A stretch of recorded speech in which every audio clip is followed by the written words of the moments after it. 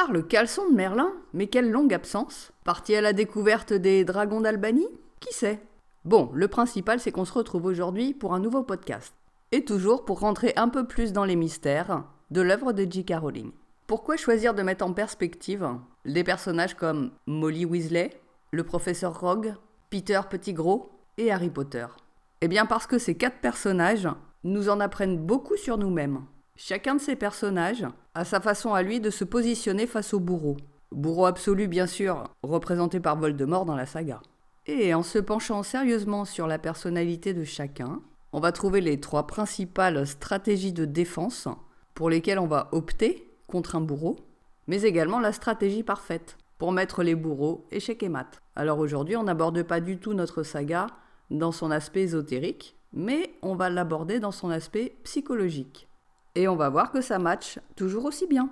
Prenons le personnage de Molly Weasley. Molly, c'est l'aspect maternel par excellence.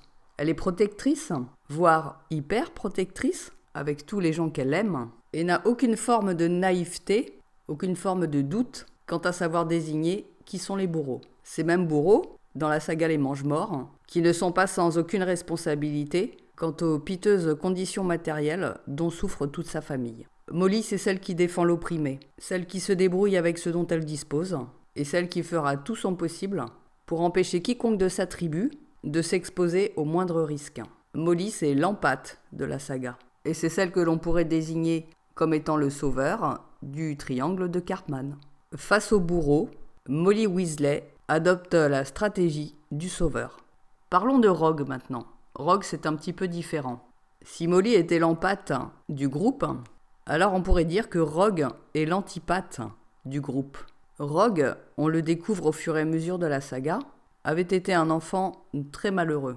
Un pauvre gosse né dans une famille miséreuse et un pauvre gosse doublement pris dans les querelles incessantes de son père et de sa mère. À Poudlard, il devient un enfant harcelé, et la maison à laquelle il appartient ne va pas vraiment jouer en sa faveur non plus. Rogue est un des personnages marqués dès le départ par beaucoup de souffrance. Sa souffrance atteint des sommets lorsqu'il découvre le corps de Lily, assassinée par Voldemort. Face à la souffrance et face au bourreau, Rogue est une personnalité qui contre-attaque, qui se venge, et qui est capable d'exprimer sa hargne et sa rancune à peu près sur tout le monde. Il est dans notre triangle de Cartman, le bourreau. Et puisque nous avons déjà le bourreau et le sauveur, eh bien pour compléter le tableau, il nous reste le positionnement de la victime. Eh bien non, ce n'est pas Harry Potter.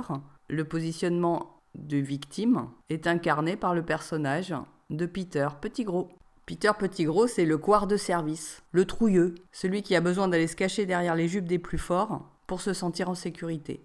C'est l'indécrottable pleureuse de service, prêt à souffrir et à trahir pour ne jamais avoir à affronter le véritable bourreau. Bon, mais alors, Harry dans tout ça? Eh bien, Harry, c'est le juste.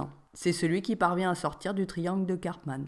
Il ne se positionne ni en tant que bourreau, ni en tant que victime, ni en tant que sauveur. Et pour autant, il est bien les 3 en même temps. Il a bien été la victime désignée de Voldemort, la victime martyrisée par les Dursley, de nouveau victime du harcèlement de Rogue lui-même et de la famille Malfoy. Bref, il est dans le collimateur de tous les bourreaux. Mais il ne sombre jamais dans la victimisation, ni vis-à-vis de lui-même, ni vis-à-vis des autres. Et puis, Harry, il est aussi bourreau, parce qu'il n'hésite pas à attaquer et à contre-attaquer. Il est un combattant par nécessité. Il n'attaque jamais le premier, même si tout au long de la saga, il va passer par des phases de jalousie, de colère, de rancune, d'envie de vengeance. Mais néanmoins, il se contentera d'une stratégie de défense équitable. Sa signature étant bien sûr le sortilège d'Expelliarmus, de désarmement. Et puis Harry, il est aussi le sauveur. Il a en lui une grande capacité d'empathie. Il n'a envie à aucun moment que quiconque ne souffre comme lui a souffert. Et il montrera d'ailleurs à plusieurs reprises sa grande magnanimité lorsqu'il risquera sa propre vie en sauvant Malfoy du feu démon dans la salle sur demande. Également lorsqu'il sauvera son horrible cousin Dudley de l'attaque des détraqueurs. Également lorsqu'il mettra en sécurité son oncle et sa tante. Lorsqu'il s'opposera à l'aide de ses amis systématiquement pour ne pas les mettre en danger. Et puis bien sûr enfin, lorsqu'il se rendra à Voldemort pour épargner le plus de victimes possible lors de la bataille de Poudlard. À aucun moment, Harry Potter ne se victimise parce qu'il traverse ses peurs. À aucun moment, il ne bascule dans le mal et la méchanceté parce qu'il sait pardonner et ne jamais garder rancune. Et puis à aucun moment, il ne cherchera la gloire pour avoir accompli autant de prodiges et avoir délivré le monde des sorciers de ce bourreau absolu qu'est Voldemort. Eh bien, franchissons la voie 9 3/4 dans l'autre sens maintenant pour revenir à notre monde de Moldus, à nos vies quotidiennes. Lorsque nous nous sentons agressés, ou bien que nous sommes agressés réellement, par l'attitude de quelqu'un ou par un événement, nous adoptons tous au moins une de ces 3 stratégies de défense, qui est l'attaque, la fuite ou la paralysie, c'est-à-dire le point de vue du bourreau, de la victime ou du sauveur. Et oui, face à une agression, on peut être tenté de répliquer et de contre-attaquer, de répliquer à la violence par exemple, ou à l'insulte par l'insulte. On peut aussi opter pour la fuite, et là c'est le positionnement de victime, celui qui crie au secours, pour aller se réfugier vers un plus fort. Et puis on peut se retrouver aussi complètement paralysé et figé, et accepter de se prendre le coup, soit plutôt que laisser quelqu'un d'autre le prendre à notre place. Et là il s'agit du positionnement sacrificiel du sauveur. Mais à force d'expérience de la vie, on se rend bien compte qu'aucun de ces 3 positionnements n'est en mesure de stopper l'agresseur, et donc de résoudre le problème. En contre-attaquant sans cesse, on rentre dans le jeu du bourreau, on ne fait qu'envenimer le conflit, et l'on est souvent perdant d'ailleurs parce que les agresseurs savent très bien jauger leurs victimes et s'en prennent toujours au plus faible qu'eux. Prendre la fuite face à un conflit pour aller pleurnicher et s'apitoyer sur son sort auprès de tiers, eh bien en général ça ne donne pas de grands résultats non plus. Ça n'arrête pas l'agresseur, bien au contraire, parce que ça lui confirme sa supériorité en force par rapport à vous. Et puis enfin, rester paralysé, faire le dos rond en attendant que ça passe, c'est aussi une des attitudes défensives, instinctives, que l'on peut avoir lorsque l'agression est surprenante ou violente. Et là, c'est l'agresseur qui va s'en donner à cœur joie, parce qu'il n'aura en face de lui aucune force d'opposition. Il est vrai que l'on a tendance à bien apprécier les empâtes, parce que les empâtes font toujours passer les autres avant eux-mêmes. Et disons-le carrément, ils sont capables de faire 10 fois plus que les autres, d'en encaisser 10 fois plus, et d'absorber à eux seuls un petit peu toute la misère du monde. Sauf que du côté de l'empâte, la situation n'est pas aussi confortable, et pour dire vrai, le ressenti d'un empâte dans notre monde actuel est proprement insupportable. Pour un véritable empâte, les injustices et les souffrances que les autres peuvent subir, ça le rend tout simplement dingue. En fait, les empâtes sont des gens qui ont énormément souffert, qui ont été complètement déniés et sous-estimés dans leur souffrance, et qui ont pris l'option de donner aux autres ce que eux n'ont pas reçu. Alors oui, c'est très noble, c'est très beau, mais comme aurait dit Coluche, ça fait pas avancer le schmilblick. Parce que les véritables tyrans, les belliqueux qui mettent la zizanie partout, les empâtes, ça les fait bien rigoler. Parce que la souffrance et la douleur, c'est eux qui la donnent, mais ils ne la ressentent jamais. Pour un empâte, la méchanceté gratuite et l'absence d'empathie totale, c'est quelque chose qu'ils ne comprennent pas du tout. C'est un non-sens absolu. Mais surtout qu'ils ne savent pas enrayer, puisque leur positionnement est de mettre les victimes à l'abri, et pas les coupables aux écrous. Et les empâtes sont toujours pris entre deux feux, entre leur envie de justice et leur culpabilité à ne pas en faire assez et à devoir en faire mieux, toujours mieux. De par leur positionnement et leur grande générosité, les empâtes attirent énormément les abuseurs et les manipulateurs. Il leur suffit à eux de jouer les victimes pour faire fondre et mettre à leur service un empâte. Et voilà pourquoi Molly Weasley a eu tant de difficultés avec ses 2 jumeaux, George et Fred, qui n'ont eu de cesse que de jouer sur la corde sensible de la culpabilité de leur mère. Mais les empâtes ont aussi une autre face, disons moins glorieuse.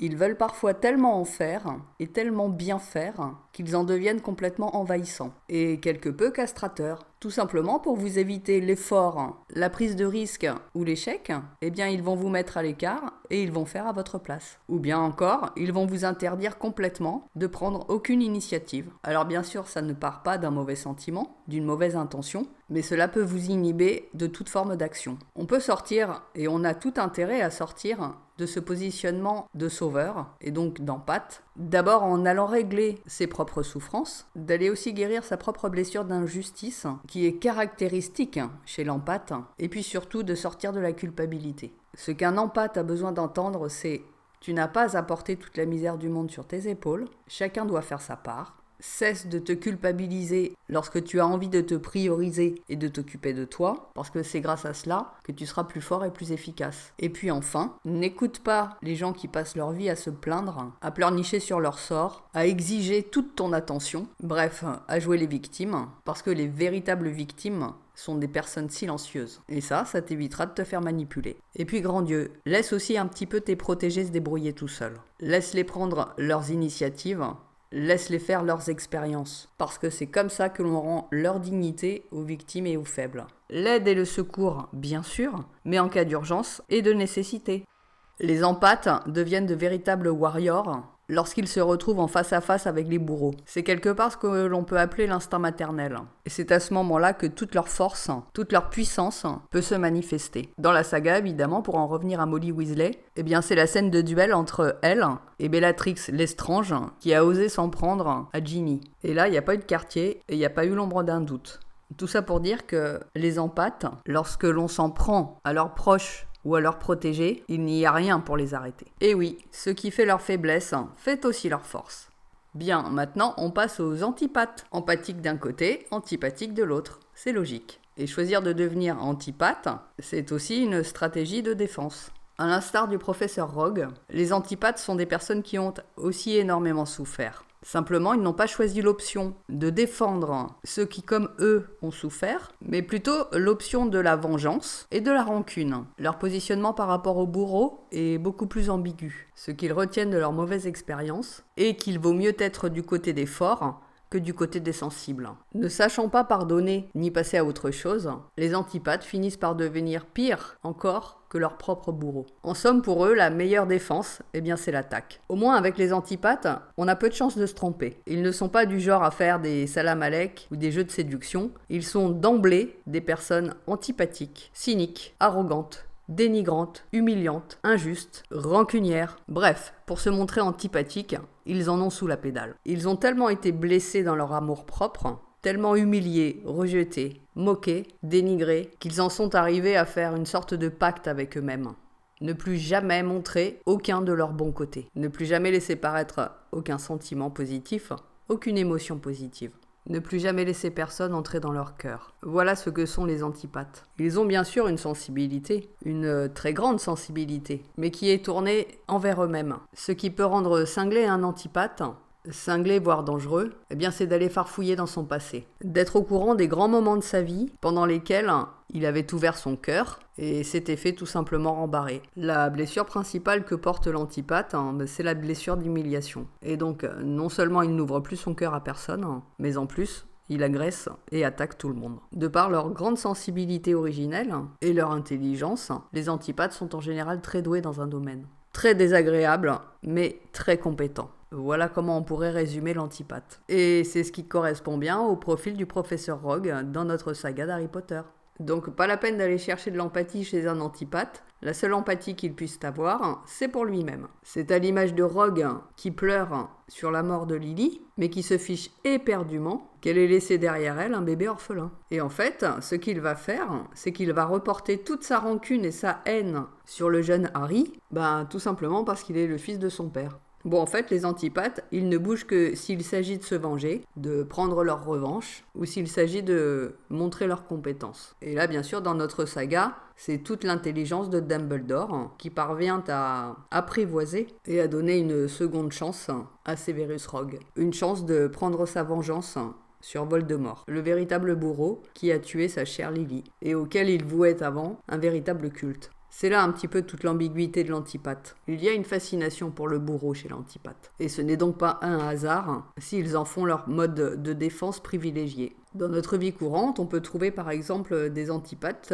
chez les femmes misogynes. Ce sont des femmes qui ont été humiliées dans leur féminité ou qui ont reçu un conditionnement familial d'infériorisation des femmes et elles sont devenues exactement comme leur bourreau. Vous pouvez retrouver aussi beaucoup d'antipathes dans les professions qui exigent de n'avoir aucun sentiment, aucun débordement émotionnel. Ça arrive souvent chez les médecins, par exemple, grands chirurgiens ou chercheurs, qui ont la réputation d'être des gens très froids et sans aucune empathie. Mais vous pouvez aussi en retrouver dans les milieux d'affaires, dans les milieux financiers, où en effet, il vaut mieux ne pas avoir aucun sentiment et aucune émotion. Mais bon voilà, si vous en connaissez ou si vous en rencontrez, eh bien, sachez que ce sont des gens qui ne baisseront jamais la garde, qui ne se confieront jamais, mais par contre sur lesquels vous pourrez compter si vous leur offrez l'opportunité de prendre leur revanche sur tous ceux qui auront essayé de les anéantir. Il faut avouer, c'est pas terrible comme vie d'être antipathe. Et ce n'est pas vraiment le genre de personnalité non plus que l'on a envie d'inviter si l'on souhaite une bonne ambiance. Mais par contre, ce sont des personnalités qui ont un sang-froid à toute épreuve. Et oui, le fait de n'avoir aucun débordement émotionnel, aucun sentiment apparent, cela les rend très difficiles à décrypter et quasi impossible à les anticiper. Les antipathes sont des casse-têtes pour les manipulateurs, parce qu'ils ne parviennent pas ni à les sonder, ni à les faire sortir de leur gond. Si vous vous reconnaissez dans ce mode de défense et que vous avez envie d'en sortir, eh bien le chemin c'est celui du pardon. Apprendre à pardonner, ne pas garder rancune et apprendre aussi à demander pardon. C'est très difficile pour les spécialistes de l'orgueil et de la mauvaise foi que de savoir demander pardon. C'est vraiment quelque chose qui les tétanise. Et puis aussi pour sortir de ce mode de défense-là, bien il faut apprendre à s'en prendre à ses bourreaux et non pas à tirer à vue sur tout le monde. Et ça demande d'être capable de remettre en question sa loyauté familiale. Parce que personne ne naît antipathe. Simplement on le devient par le fait de certaines défaillances familiales ou de dysfonctionnement. Bien, pour terminer avec la trilogie infernale, parlons maintenant de la posture de défense en tant que victime. Dans notre saga, celui qui incarne le mieux cette victimisation permanente, c'est le personnage de Peter Pettigrew, alias le rat croutard de Ron. Celui qui se victimise par rapport à son ou ses bourreaux, c'est toujours celui qui prend ses jambes à son cou ou qui retourne sa veste dès que la dominance change de cap ou de groupe. On peut dire, de ceux qui adoptent cette position de victime, que pour eux c'est toujours le dernier qui a parlé qui a raison. Ils ont peur de tout, ils n'assument rien, et ils fonctionnent tels des girouettes. La seule chose qui compte pour eux, c'est de sauver leur peau et leurs intérêts personnels. Et à ce compte-là, ils sont prêts à trahir n'importe qui, n'importe quand. Leurs amis, leur famille, leurs enfants, leurs idéaux, aucune importance. Ceux-là sont passés maîtres dans l'art du mensonge, de la dissimulation et de l'hypocrisie. Dans la personnalité victime, c'est le moi-je qui est prioritaire sur tout. C'est tous les autres qui ont tort ou qui sont méchants. Et c'est le bourreau absolu qui a raison. Alors si vous faites un flashback sur la période Covid, eh bien vous pourrez constater que c'est la majorité des gens qui sont comme ça. On appuie sur le bouton peur et on n'a plus qu'à emmener le troupeau exactement là où on veut l'emmener. Et puis quand on lève le voile du mensonge, eh bien on obtient un troupeau de victimes. Lorsque l'on est dominé par ses peurs, on est prêt à faire n'importe quoi. On fait en général n'importe quoi et on est manipulable à souhait. Mais on est aussi un traître en puissance. Le personnage de Peter Pettigrew dans la saga Harry Potter, c'est ce traître en puissance. C'est celui qui, pour sauver sa peau, a trahi ses amis et a rejoint le service de Voldemort. Juste pour se sentir en sécurité du côté du plus fort. Il est toujours tremblant, plaintif, mais néanmoins servile et soumis à son maître. Il fait bien sûr partie des personnages parmi les plus répugnants de la saga. Alors vous l'aurez compris, ceux qui se positionnent dans la victimisation permanente, premièrement ne sont pas des vraies victimes, et deuxièmement sont en résonance avec la trahison, la fameuse blessure de trahison, ce qui les pousse à se trahir eux-mêmes et à trahir leurs proches. Les vrais bourreaux détestent profondément les personnalités qui adoptent cette posture de victime. C'est selon eux une posture d'une indignité absolue qu'ils méprisent profondément. Alors bien sûr, ils s'en servent parce qu'il leur est facile de les soumettre, mais ils les écrasent aussi bien volontiers lorsqu'ils n'en ont plus besoin. Dans notre saga, Voldemort connaît très bien la propension à trahir de Peter Pettigrew. Et c'est pour cela qu'il lui donne une main ensorcelée, avec laquelle il finit par s'étrangler lui-même, au moment où il trahit son maître. Alors sortir de la posture de victimisation, je vous avoue que ce n'est pas facile. Cela vous demande de travailler sur toutes vos peurs. Et pour cela, il vous faut d'abord les identifier et ensuite les traverser de nouveau. À ma connaissance, il n'y a pas d'autre chemin. Or, la plus grande peur de l'être humain, eh bien, c'est la mort. Alors il est bien évident que face à un bourreau absolu, eh bien, l'humanité est mal barrée.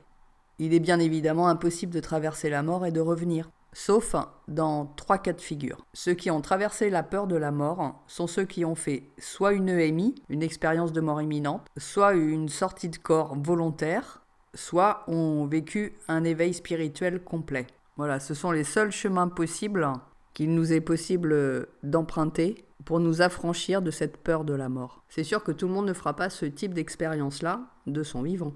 En tous les cas, pas dans notre époque. Mais il est quand même possible de s'affranchir de beaucoup de ces peurs. Nous sommes truffés de peurs. Nous portons en nous des peurs inconscientes et des peurs non fondées, héritées de divers conditionnements, sur lesquels nous pouvons facilement travailler en thérapie, ou même juste dans nos expériences de vie. Il s'agit en général de peurs incohérentes, qui ne sont pas fondées sur des traumatismes ou des mauvaises expériences. Il est par exemple complètement incohérent d'avoir peur de manquer de nourriture, alors même que vous n'avez jamais de votre vie manqué de nourriture. Il s'agit simplement d'une peur héritée. Lorsque vous n'avez jamais manqué d'argent de votre vie, il est totalement infondé et incohérent d'avoir peur de manquer d'argent. Voilà, ça fait partie des peurs qui sont faciles à déraciner. Bon, par contre, si vous avez vécu des peurs consécutives à des situations que vous avez réellement vécues et mal vécues, ce travail à mener sur la guérison de ces peurs-là vous demandera de nouveau de revivre les émotions très désagréables que vous avez déjà traversées, y compris parfois les douleurs, et de reprogrammer en parallèle votre cerveau à des émotions et des sentiments positifs que vous allez pouvoir coller sur cette situation. Heureusement, pour cela, nous avons aujourd'hui des techniques performantes, comme le MDR ou le FT, et d'autres techniques encore, qui peuvent vous épargner le fait de revivre dans la vraie vie le même genre de situation. Ou en tous les cas, si vous avez fait l'effort de vous guérir en thérapie, même si vous vous retrouvez dans le même type de situation, dans les aléas de votre vie, vous n'adopterez pas la posture de victime. Et vous saurez y faire face avec beaucoup plus de facilité et d'agilité. Il est idiot et vain d'attendre du soutien, du secours, de la loyauté de la part des personnes qui sont dominées par leur peur. Ne leur donnez tout simplement pas votre confiance, n'essayez de les convaincre de rien du tout, ne leur confiez rien de ce qui vous concerne, à moins que vous souhaitiez qu'elles ne retournent ça contre vous, parce que c'est ce qu'elles feront. Mais simplement encouragez-les lorsque vous voyez qu'elles font réellement des efforts pour dominer et vaincre leur peur. C'est la seule chose que vous pouvez faire pour les aider, en sachant qu'elles feront toujours allégeance au bourreau. Donc si vous avez affaire dans votre entourage à des personnes qui sont systématiquement dans la victimisation ou dans la critique et l'accusation, eh bien ne rentrez pas dans leur jeu, tout simplement, parce qu'elles vont vous faire perdre et votre temps et votre énergie. Elles n'ont pas besoin que vous les écoutiez, que vous abondiez en leur sens pour avancer et progresser. Elles ont besoin de se prendre des murs et des coups de pied aux fesses. Et c'est malheureusement cela qui les fera avancer. Encore une fois, les vraies victimes sont silencieuses. Elles ont du mal à se confier, elles ont honte d'avoir été victimes et elles ont hâte de s'en sortir. Hâte que leur vrai bourreau cesse ses nuisances.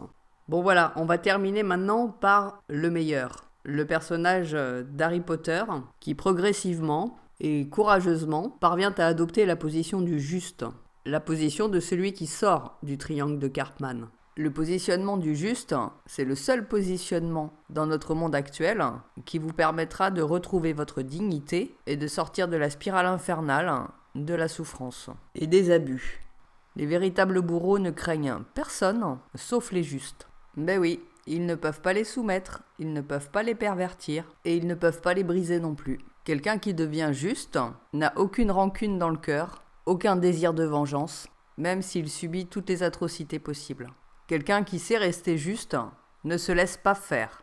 Il apprend à répliquer de façon équitable lorsque c'est nécessaire, avec affirmation et sans culpabilité. Et puis enfin, quelqu'un qui sait se positionner dans la justesse, c'est quelqu'un qui va affronter toutes les vicissitudes de la vie avec courage et volontarisme, sans se mentir sur ce qu'il ressent, et donc en restant authentique avec lui-même et avec les autres. Ça paraît très simple dit comme ça, mais c'est le travail de toute une vie. Tout ça pour dire qu'il nous reste du chemin à faire sur la Terre. Jusqu'à ce que le dernier homme ait trouvé son point d'équilibre, eh bien il y aura toujours des bourreaux et des tyrans. Parce que ce sont eux justement qui nous forcent à trouver notre point d'équilibre. Ils disparaîtront de la Terre lorsque plus personne n'en aura besoin. Lorsque l'idée de co-création aura pris la main sur l'idée de dominance. Et tout ça n'a rien à voir avec le communisme, si tant est qu'il soit besoin de le préciser, mais plutôt avec l'idée que chacun puisse prendre sa place. On se quitte là-dessus. Je trinque à votre santé avec un grand verre de jus de citrouille, parce que c'est la pleine saison. Et on se dit à la prochaine pour un prochain podcast.